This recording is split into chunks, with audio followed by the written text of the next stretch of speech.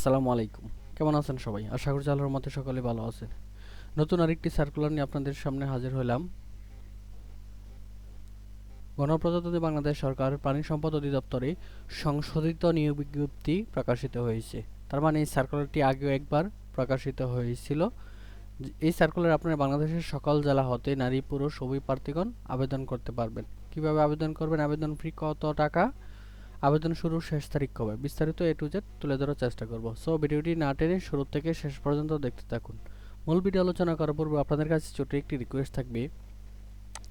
আপনি যদি আমাদের জব নিউজ টেক ইউটিউব চ্যানেলে নতুন দর্শক হয়ে থাকেন অথবা প্রথমবার ভিডিওটি দেখে থাকেন, তাহলে চ্যানেলটি সাবস্ক্রাইব করে অল বাটনে প্রেস করে দেবেন, যাতে করে নতুন সার্কুলার আপলোড করার সাথে সাথে আপনার কাছে নোটিফিকেশন চলে যায়। আর এই ভিডিওতে একটি লাইক দিয়ে দিবেন। চলুন আমরা বিস্তারিত দেখে নিই। গণপ্রজাতন্ত্রী বাংলাদেশ সরকার প্রাণী সম্পদ অধিদপ্তর, কৃষি খামার সড়ক, ফার্মগেট ১২০০, ঢাকা ১২১৫। সংশোধিত নিয়োগ বিজ্ঞপ্তি। প্রাণী সম্পদ অধিদপ্তরাধীন রাজস্ব খাতভুক্ত নিম্নবর্ণিত শূন্যপদের বিপরীতে জাতীয় বেতন স্কেল ২০১৫ এর আলোকে বাংলাদেশের প্রকৃত নাগরিকদের মধ্য হতে যোগ্যতা সম্পন্ন প্রার্থীদের নিকট হতে শর্ত সাপেক্ষে অনলাইনে আবেদন আহ্বান করা যাচ্ছে। তার মানে আপনাকে আবেদন করতে হলে একমাত্র অনলাইনে আবেদন করতে হবে। পদের নাম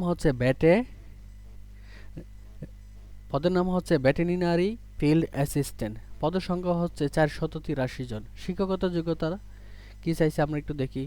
কোনো স্বীকৃত শিক্ষা বোর্ড হইতে বিজ্ঞান বিভাগে অনন্য উচ্চ মাধ্যমিক সার্টিফিকেট বা সমমান পরীক্ষায় উত্তীর্ণ সহ সরকারি ভেটেরিনারি ট্রেনিং ইনস্টিটিউট বা লাইভস্টক ট্রেনিং ইনস্টিটিউট হইতে সংশ্লিষ্ট বিষয়ে ১ বছরের প্রশিক্ষণ প্রাপ্ত হতে হবে। প্রাণী সম্পদ অধিদপ্তরে ক্যাডার বহির্ভূত গেজেটের কর্মকর্তা, নন গেজেটের কর্মচারী নিয়োগ বিধিমালা ২০২৩ তফসিল ২ অনুযায়ী গৃহীত পরীক্ষায় উত্তীর্ণ হতে হবে।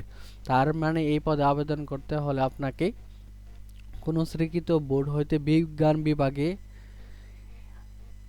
আপনার ব্যাকগ্রাউন্ড যদি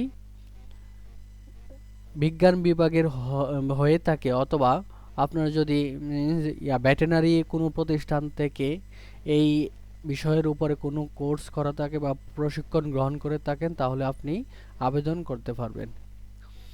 আবেদন শুরুর তারিখ হচ্ছে ৩/১২/২০২৫ সকাল ৯ ঘটিকা হতে আবেদনের শেষ তারিখ ৩১/১/২০২৬ বিকাল ৫ ঘটিকা পর্যন্ত। কিভাবে আবেদন করবেন?